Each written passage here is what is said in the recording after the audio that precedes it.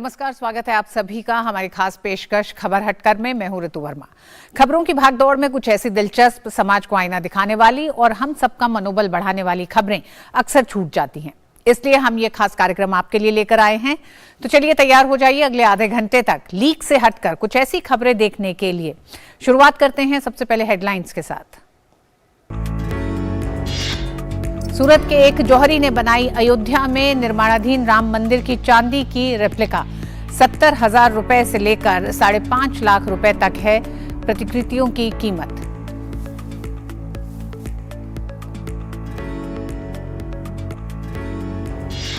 ओडिशा में पखाल दिवस पर लोगों ने लिया पारंपरिक पकवान का आनंद। आधुनिकीकरण के दौर में जंक फूड को छोड़ संस्कृति से जुड़ने का भी दिया संदेश।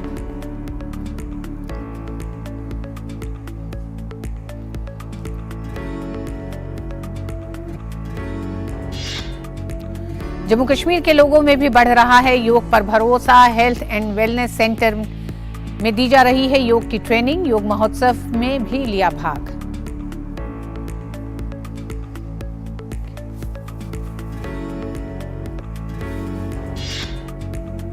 स्वीडन के एक रेस्टोरेंट का अनोखा प्रयोग। खराब समझकर फेंक दिए गए खाद्य पदार्थों से बनाया जा रहा है स्वादिष्ट व्यंजन।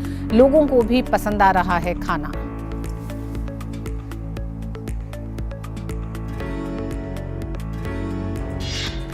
बॉलीवुड फिल्म निर्माता निर्देशक रोहित शेट्टी अब मराठी सिनेमा में भी आजमा रहे हैं हाथ। रोहित की मराठी फिल्म स्कूल कॉलेज आणि लाइफ का ट्रेलर रिलीज।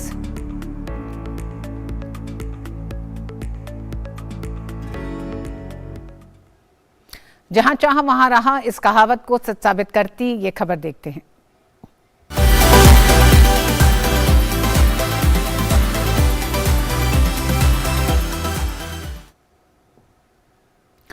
भगवान श्री राम के प्रति लोगों का अटूट विश्वास भारत में जुड़ा हुआ है। अयोध्या का राम मंदिर बन रहा है और लोग राम मंदिर का निर्माण पूरा होने का बेसब्री से इंतजार कर रहे हैं। इस दौरान गुजरात में सूरत के एक ज्वेलर ने चांदी से राम मंदिर का शानदार प्रतिकृतियों का निर्माण किया है, जिनकी कीमत 70,000 रुपए से लेकर 5.5 लाख रुपए तक रखी गई है।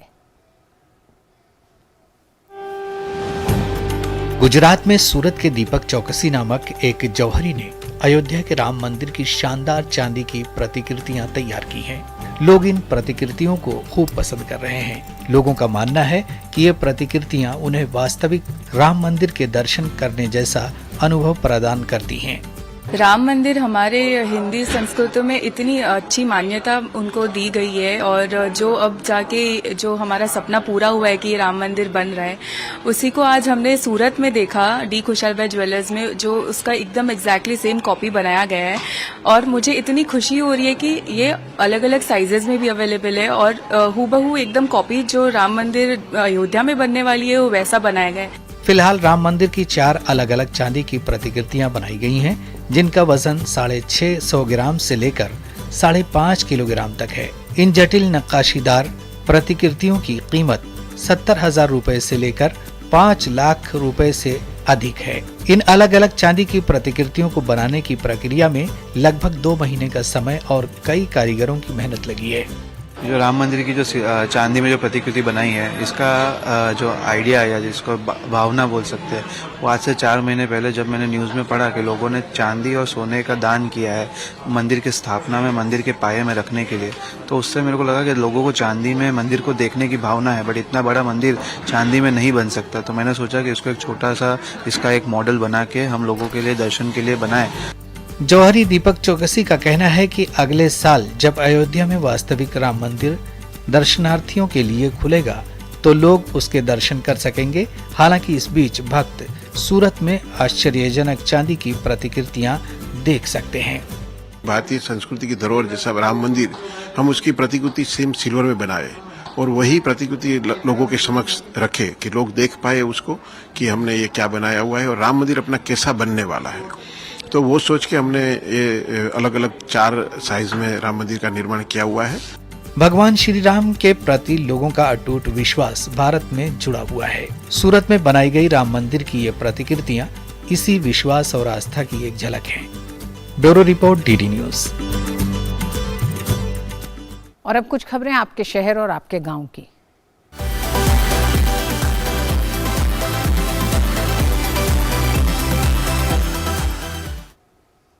पखाल भात ओडिशा के लोगों के जीवन का एक अभिन्न अंग है। अमीर से लेकर निम्न वर्ग के लोग भी इसे बड़े चाव के साथ खाते हैं। आज के समय में जहां युवाओं को अधिकतर जंक फूड ज्यादा पसंद आता है, आधुनिकीकरण के कारण लोग अपनी ही संस्कृति से दूर होते जा रहे हैं। वहीं ओडिशा के लोग आज भी पखाल के स्वाद को नहीं भूले हैं और हर साल इसे धूमधाम के साथ मनाते हैं। पखाल एक पारंपरिक ओडिया व्यंजन जो चावल, दही, ककड़ी, जीरा, तले हुए प्याज और पुदीने की पत्तियों से तैयार किया जाता है और आमतौर से सूखी भुनी हुई सब्जियों जैसे आलू, बैगन, पालक या तली हुई मछली के साथ परोसा जाता है। पखाल ओडिशा के लोगों की पसंदीदा डिश है। लोग इसे बड़े ही चाव से खाते हैं। ओडिशा में जो पखाड़ो है ना, वो बहुत ही टेस्टी होता है। ऐसा नहीं है कि बहुत बुरा है, बहुत ही टेस्टी होता है। आप सभी ट्राई कीजिए घर पे। यहाँ पे लेके गरीब से लेके धनी तक सबको ही ट्राई कर सकता है। आज के समय में जहां युवाओं को अधिकतर जंक फूड ज्यादा पसंद आता है, आधुनिकीकरण के कारण लोग अपनी ही संस्कृति से दूर होते जा रहे हैं। वहीं ओडिशा के लोग आज भी पखाल के स्वाद को नहीं भूले हैं और हर साल धूमधाम के साथ पखाल दिवस मनाते हैं। जहां आपका स्टेपल डाइट पखाल है तो उससे ज्यादा न्यूट्रिशियस डाइट आपको नहीं मिलेगा। मगर जमाना है फास्ट फूड का, और आप जब कंपेयर करेंगे फास्ट फूड और पखाल का बीच में, there is no comparison. Pakhalo is something totally different. It is a mindset, it's a nutritious food, it's a food which is helpful for all of us and it goes beyond the चटपटी वाला खाना। क्योंकि ये खाना जो मजदूर जाता है काम करने के लिए, वो खा के जाता है, फार्मर्स खा के जाते हैं, हम लोग खा के जाते हैं। From top to bottom people have it because people find it nutritious and also good for health. Pakhala खाने में जितना स्वादिष्ट होता है, उतना ही स्वास्थ्य के लिए लाभदायक भी है। ओडिशा में हर साल 20 मार्च को पखाल दिवस मनाया जाता है। इस दिन लोग पखाल यानी कि पानी भात का जमकर आनंद लेते हैं और अपनी संस्कृति को भी आगे बढ़ाते हैं। Bureau report, DD news. Jammu Kashmir के पुलवामा जिले में युवा कारवां से सांस्कृतिक कार्यक्रम का आयोजन किया गया। इस कार्यक्रम का उद्देश्य अहिंसा को बढ़ावा देना और इस क्षेत्र में युवाओं को सशक्त बनाना है। इस कार्यक्रम में क्षेत्र के युवाओं ने बड़ी संख्या में भाग लिया। युवाओं ने विभिन्न सांस्कृतिक गतिविधियों में भाग लिया और सामाजिक मुद्दों पर सार्थक चर्चा की। कार्यक्रम ने युवाओं को बेहतर भविष्य के लिए अपनी चिंताओं और विचारों को आवाज देने के लिए एक मंच प्रदान किया।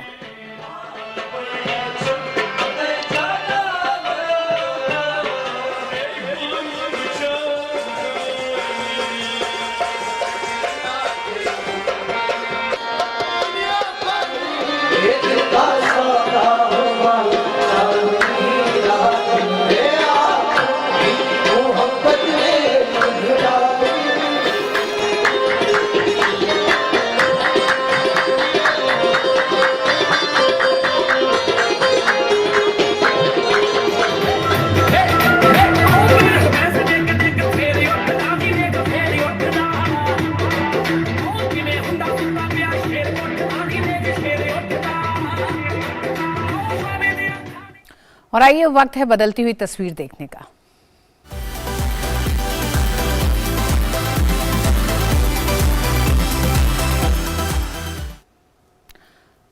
अंतर्राष्ट्रीय योग दिवस की वजह से योग के प्रति जागरूकता बढ़ी है। लोग अब जहां भी हैं वहां योग करते हैं। कुछ ऐसा ही नजारा दिखा जम्मू कश्मीर में, जहां लोग हेल्थ एंड वेलनेस सेंटर में योग सीख रहे हैं, साथ ही अपने घर पर भी नियमित रूप से योग कर रहे हैं। जम्मू कश्मीर के लोगों में भी योग पर भरोसा बढ़ रहा है। योग करते ये लोग इस बात को समझ रहे हैं कि उनके स्वास्थ्य के लिए योग कितना जरूरी है। घाटी के स्कूलों में भी योग सिखाया जा रहा है। योग पर भरोसा बढ़ाने में जम्मू कश्मीर के हेल्थ एंड वेलनेस सेंटर की अहम भूमिका है। हेल्थ एंड वेलनेस सेंटर पर योग प्रशिक्षक लोगों को योग सिखाते हैं। ये योग प्रशिक्षक योग महोत्सव में हिस्सा लेने दिल्ली स्थित मोरारजी देसाई राष्ट्रीय योग संस्थान में आए थे। पहले ये चीज़ वहाँ पे इतनी नहीं थी, तो अब धीरे धीरे हो रही है। लोग इसमें इंटरेस्ट ले रहे हैं, लोग जागरूक हो रहे हैं। लोगों की ये सोच, मेंटलिटी जो थी वो आहिस्ता आहिस्ता चेंज हो रही है। हमारे जितने भी वेलनेस सेंटर्स हैं वहाँ पे हम पोस्टेड हैं और हम जो है ऑलरेडी कैंप्स कर रहे हैं, आउटरीच कैंप्स भी हम कर रहे हैं और हमारे पास जो पेशेंट्स आ रहे हैं उनको भी हम बता रहे हैं। आउटरीच में स्कूल्स आ गए, अपने पंचायत घर आ गए, या कोई डिपार्टमेंट जो ऑर्गेनाइज करवाता है तो हम वहाँ पे करवाते हैं। ऑलरेडी ये सब चीज़ें चल रही हैं। यही नहीं, बिहार के मुजफ्फरपुर के हेल्थ एंड वेलनेस सेंटर में भी योग सिखाया जाता है। हर दिन नियमित रूप से योग सत्र का आयोजन होता है ताकि लोग वेलनेस के प्रति जागरूक हों। बिहार में अभी तक Ayush wellness centre through yoga and naturopathy इस तरह का जो काम है अभी फर्स्ट बार स्टार्ट हुआ है और पहला सेंटर है पीएससी सरैया मुजफ्फरपुर में, जिसमें मैं योग प्रशिक्षक हूँ। मैं 14-15 में MD-NIY से ही पास आउट हूँ, DYSC की हूँ और पिछले 15 सालों से योगा के सेक्टर में काम भी कर रही हूँ और मुझे बहुत लाभ मिला है पर्सनली। मैं साइनस की का प्रॉब्लम था मुझे और मैंने जल नेति करके साइनस को ठीक किया और मैंने हजारों पेशेंट्स को पीएससी सरैया में योग से ठीक किया है, उनको लाभ दिलाया है। हेल्थ एंड वेलनेस सेंटर का मकसद ही है कि लोगों को उनके घर के पास ही चिकित्सा सुविधा मिले। इसमें सबसे ज्यादा जोर बीमारी से बचाव पर होता है। यही वजह है कि इन सेंटर पर प्रशिक्षित योग से बचाव हो। नितेंद्र सिंह की रिपोर्ट, DD न्यूज, दिल्ली। और आइए बात करते हैं परंपरा और विरासत की।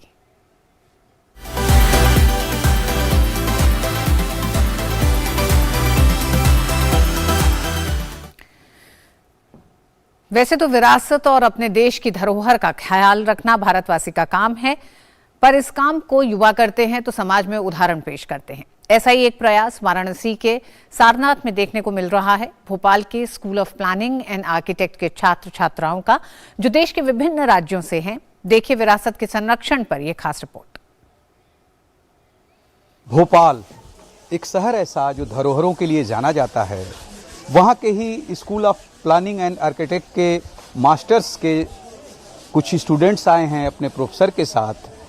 वो लोग मास्टर्स में प्लानिंग एंड आर्किटेक्ट का जो इंस्टीट्यूट है उसमें, लेकिन वो आर्किटेक्ट एंड कंजर्वेशन के बारे में पढ़ाई कर रहे हैं और प्रैक्टिकल नॉलेज के लिए सारनाथ के इस मूलगंध जो कुटीर मंदिर है भगवान बुद्ध का, उसमें ये सीख रहे हैं कि किस तरह से इनको काम करना है। और इनको जो नेतृत्व दे रहे हैं वो प्रोफेसर हैं। प्रोफेसर साहब, आप अपना परिचय देते हुए बताएं कि ये बच्चों को यहाँ क्या क्यों लाए हैं और क्या सिखा रहे हैं। स्टूडेंट्स पूरे इंडिया से इस कोर्स के लिए, जो 2 साल का कोर्स है उसके लिए आते हैं और पुराने बिल्डिंग की बनावट, उसके रखरखाव और उसके आसपास की जो क्षेत्र है उसका संरक्षण किस तरह किया जाना चाहिए उसके बारे में पढ़ाई करते हैं। तो ये यहाँ पे जो आए हैं वो प्रैक्टिकल एक्सपीरियंस के लिए कि पुरानी बिल्डिंग जो बनी थी उसकी बनावट की जो जानकारी है वो इकट्ठा करना। श्रुति हैं, असम की हैं, चूंकि पूरे देश से बच्चे आते हैं भोपाल के इस इंस्टीट्यूट में पढ़ने। आप यहाँ सारनाथ में आए हुए हो, प्रैक्टिकल कर रहे हो, क्या सीखने को मिल रहा है आपको? हम लोग कैसे एक पुराने स्ट्रक्चर को प्रोटेक्ट करते हैं, उसको मेंटेन करते हैं, रिस्टोर करते हैं, वही हम लोग पढ़ाई कर रहे हैं। यहाँ सारनाथ इस मंदिर में क्या इस मंदिर में हम लोग ये कर रहे हैं कि इस मॉन्यूमेंट को, जैसे कि इसमें डिफेक्ट्स आ गया, हम लोग देख सकते हैं पत्थर में ब्लैकनिंग आ गया, तो वो सभी चीज़ें हम लोग स्टडी कर रहे हैं कि वो क्यों आता है और वो चीज़ कैसे ना हो आगे। वही अंजना है, उड़ीसा से हैं, ये भी भोपाल में ही विद्यार्थी हैं, यहाँ पे प्रैक्टिकल के लिए आई हैं। सारनाथ में इस मंदिर में क्या सीखने को मिला आपको? यहाँ पे हम लोग जो भी डैम्पनेस हो रहा है, कैसे हो रहा है, उसका रीजन क्या है, उसका अंदर काटने से क्या क्या मिलेगा, मतलब क्या क्या कॉम्पोजिशन है, पत्थर है, ब्रिक है, वो सब हम लोग पढ़ाई करते हैं ताकि अच्छे से हम लोग इस बिल्डिंग को कंजर्व कर सकें। ये वाराणसी के सांसद और देश के प्रधानमंत्री की भी सोच है, विरासत को कैसे संजोएं, एक भारत श्रेष्ठ भारत। और उसी का ये आप उदाहरण देख सकते हैं कि ये मंदिर और ये विद्यार्थी जो भारत के कोने कोने से अनेक राज्यों से पढ़ने आते हैं और इसको कैसे संरक्षित करें उसके बारे में पढ़ाई कर रहे हैं और भविष्य में संरक्षित करने के काम आएंगे, ये काम करेंगे। कैमरा पर्सन मनीष सिंह के साथ doctor हिरकेश Bahadur Singh Gautam, DD news, Sarnath और वाराणसी। और आइए अब बात करते हैं ज्ञान और विज्ञान की, जिनका हमसे गहरा ताल्लुक है।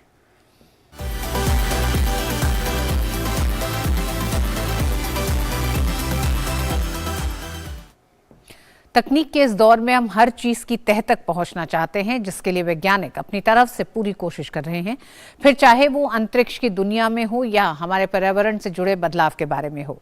यूएस में शोधकर्ताओं ने एक ऐसा रोबोट बनाया है जो पानी के अंदर और जमीन दोनों पर रह सकता है, साथ ही हमसे पर्यावरण की जानकारी भी साझा करेगा।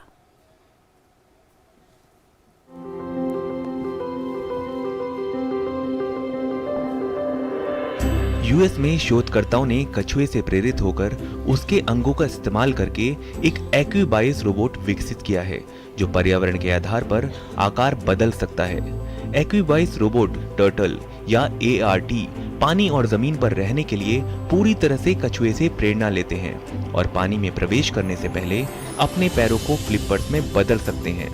येल विश्वविद्यालय के शोधकर्ताओं का कहना है कि उन्होंने इस रोबोट के पैरों को बदल दिया है जो निश्चित तौर पर मटेरियल से बने होते हैं, पर अब इनमें आकार बदलने की क्षमता को भी शामिल किया गया है।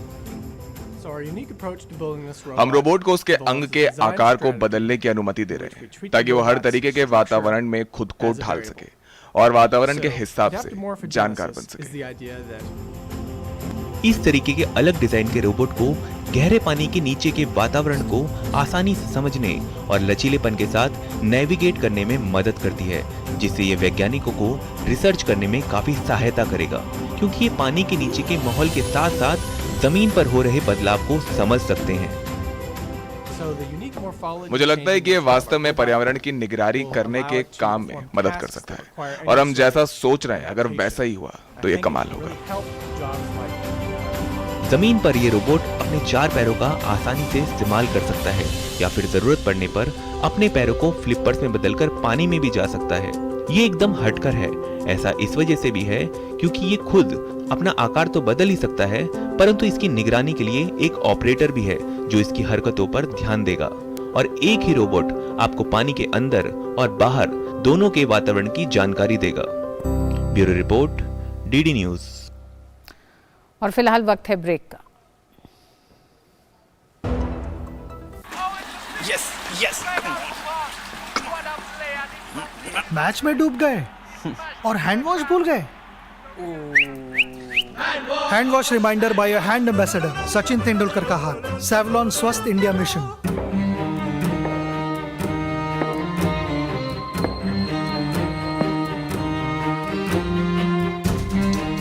कब तक आप ऐसे फ्यूचर का टेंशन लेकर चलते रहेंगे? LIC के न्यू पेंशन प्लस के साथ अपनी पेंशन का प्लान बनाइए, क्योंकि ये प्लान आपके फ्यूचर के लिए मार्केट लिंक्ड वेल्थ क्रिएट करता है। और तो और इस प्लान में गारंटीड एडिशंस के साथ पेंशन पाने के कई ऑप्शंस भी हैं, so that you grow young and tension free. LIC हर पल आपके साथ। और अब बात 7 समुंदर पार की दुनिया की।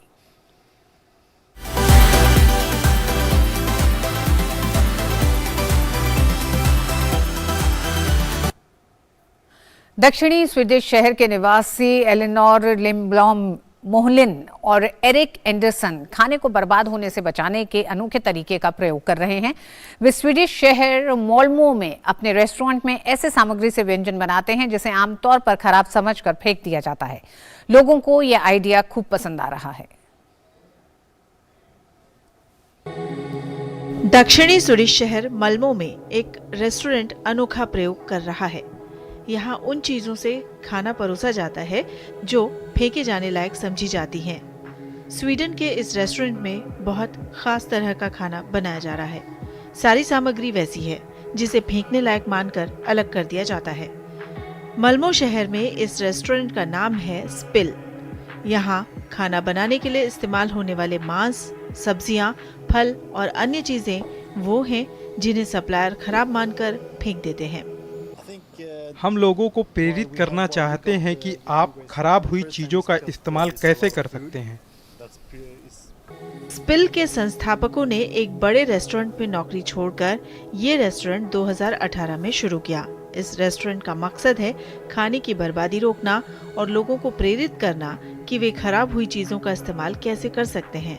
लोगों को ये आइडिया खूब पसंद आ रहा है। इस साल इस रेस्टोरेंट को एक और जगह खोले जाने की योजना चल रही है। हम एक बदलाव करना चाहते हैं। लेकिन हम राजनेता नहीं और हमें पता नहीं कि हमें कैसे करना है, इसलिए हमारे पास एकमात्र विचार यह है कि हम इसे एक उदाहरण के रूप में पेश करें। थोक विक्रेताओं और आपूर्तिकर्ताओं से डिलीवरी लेते हुए रसोई टीम सुबह 7 बजे से ही सामानों की छानबीन करना शुरू कर देती है, ये देखने के लिए कि क्या कोई ऐसी सामग्री है जिसे खराब समझकर फेंका जा रहा है और उसे परोसा नहीं जा सकता। फिर रसोई टीम दिन के व्यंजन बनाने के बारे में तय करती है कि इससे कौन सा व्यंजन बनाना है।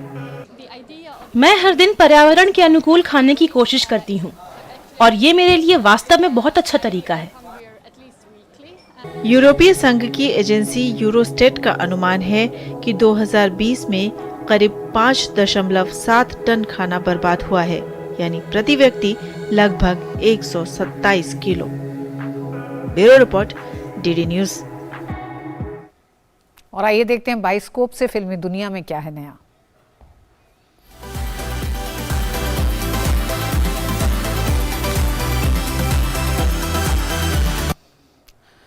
बॉलीवुड के मशहूर फिल्म निर्माता निर्देशक रोहित शेट्टी अब मराठी सिनेमा में हाथ आजमा रहे हैं। वो मराठी फिल्म स्कूल कॉलेज आनी लाइफ के जरिए मराठी इंडस्ट्री में डेब्यू करने जा रहे हैं।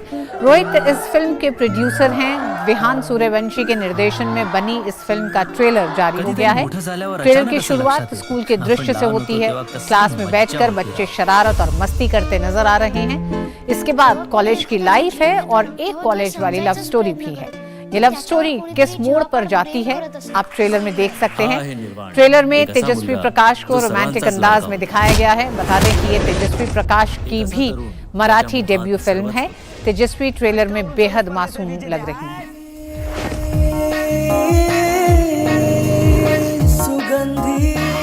एका दिवसात जणू तोल सांभाळून चालण्याचे होते। आनंद, दुःख, आयुष्य घडवणारे कॉलेजचे मजेचे दिवस, काय दिवस होते ते खरंच। आणि त्याच दिवसांमध्ये कोणी